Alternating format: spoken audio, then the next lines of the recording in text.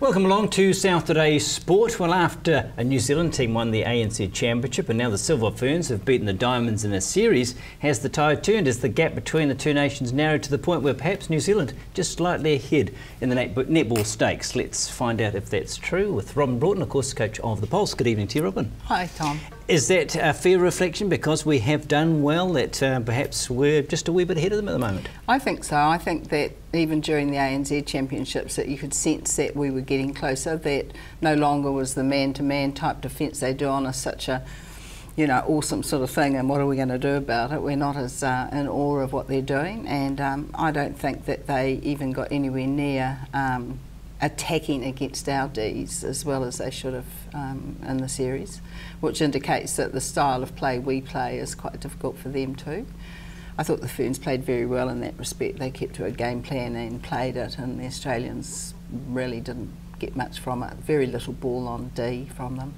And with the ANZ Championship, we're seeing all those players all the time. There aren't any secrets anymore, are there? No. You know, it used to be, oh, we're playing an Aussie team this week, but that's not like that anymore. It's just, oh gosh, it's just a bit further to travel type thing.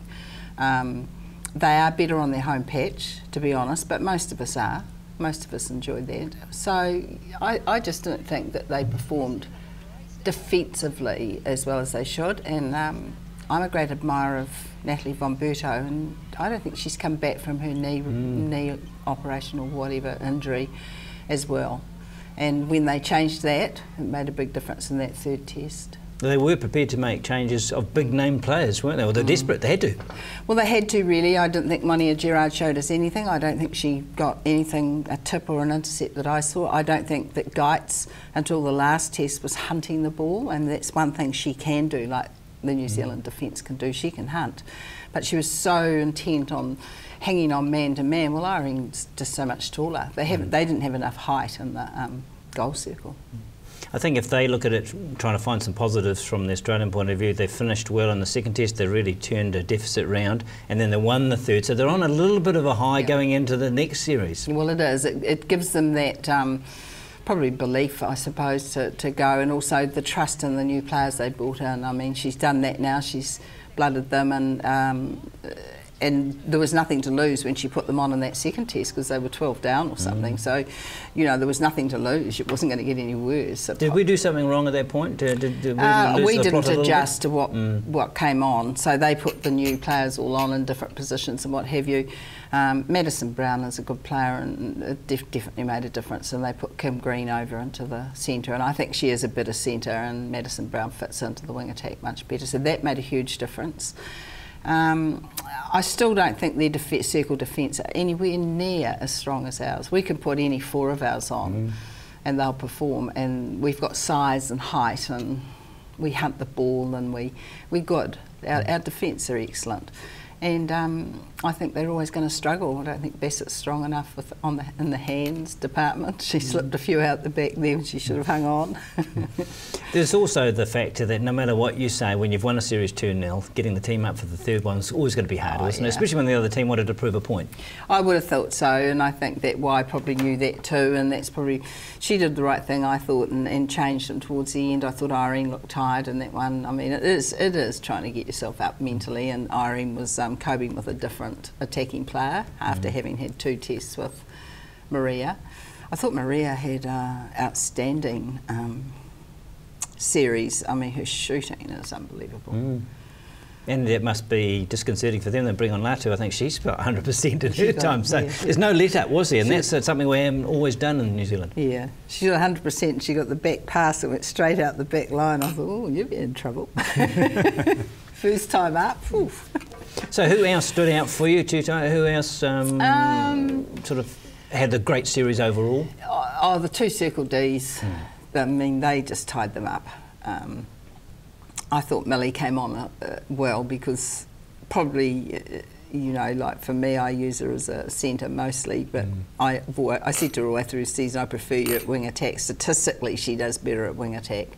So, that's a position she could make hers now. I thought she did well. Not so good in the last test, but why the Australians didn't have Helen in the first instance, I don't know. I always fear her on D because she's a real wing D, a terrier, hard-nosed D on you in front of the ball, all those things that a wing D should be doing. Casey would be a bit disappointed, wouldn't she, because she didn't play in the first test. They won without her, and yeah, I mean, you can't question her ability, but it'll be a knock to the confidence, perhaps. It will, but she is an outstanding player, and I don't think she's easily knocked of confidence. I don't think so.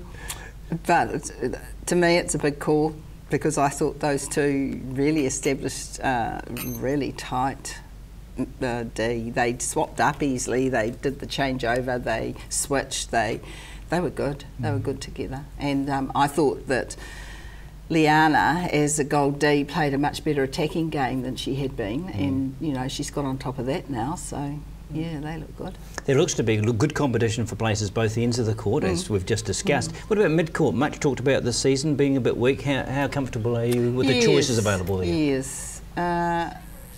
They were fine. I think that Kayla Cullen still has a long way to go. She is very athletic, and she got some good tips and things, but I'm a bit nervous about where she's going to pass the ball at times. Sometimes it's absolutely dead on, and the other times it's you know, rushed, and at that level they're waiting for that, you know, the hunger of it. And as I say, I thought that Millie played well at wing attack, and Langman. Oh, well, she's outstanding. Yeah, she is. She actually is a real kingpin in there, and probably now looking at it, that's her position. She's got good height for it, and she's the best feeder of Irene as well. She's very aggressive. She plays the physical game and takes it as well as gives it. Yeah, she was good. While you were here, I was hoping to get talk about the upcoming ANZ Championship and the players, with all the rumours going around, but we're still we're still in a position where we don't know who's playing for whom. Where are we at with the process? Well, I think it's the worst I've ever known it, and I've been involved in a long time, as you know. They had a lot to do with the players' ratification type thing. So between the franchises and the Players Association, they had to obviously come to a watertight type of agreement.